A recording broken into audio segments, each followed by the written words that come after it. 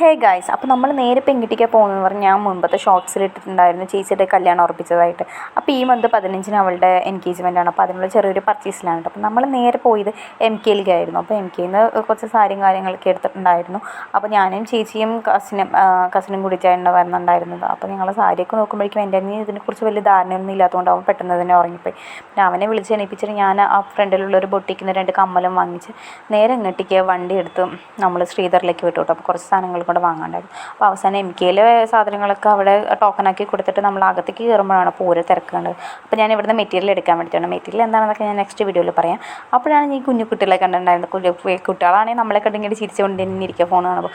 അവിടെ നിന്ന് സാധനങ്ങളൊക്കെ എടുത്ത് നമ്മൾ ശ്രീധറിൽ നിന്ന് നേരെ വീണ്ടും MKയിലേക്ക് വിട്ടിട്ടുണ്ടായിരുന്നു. അപ്പോൾ അമ്മായിയും ഏട്ടനും കൂടെ അവിടേക്ക് വന്നിട്ടുണ്ടായിരുന്നു. അമ്മായിക്ക് 2 സാരി എടുത്ത് ഞാൻ അപ്പോഴേക്കും തളർന്ന് ക്ഷീണിച്ച് ഉച്ചയ്ക്ക് ഫുഡും കഴിച്ചിട്ടില്ല. ഇവരെന്നെ വീഡിയോ എടുത്തുകൊണ്ടിരിക്കും. പിന്നെ അവിടെ നേരെ നമ്മൾ വീട്ടിലേക്ക് വിട്ടു. അപ്പോൾ ഇത്രയേ ഉള്ളൂ വീഡിയോ. Thank you.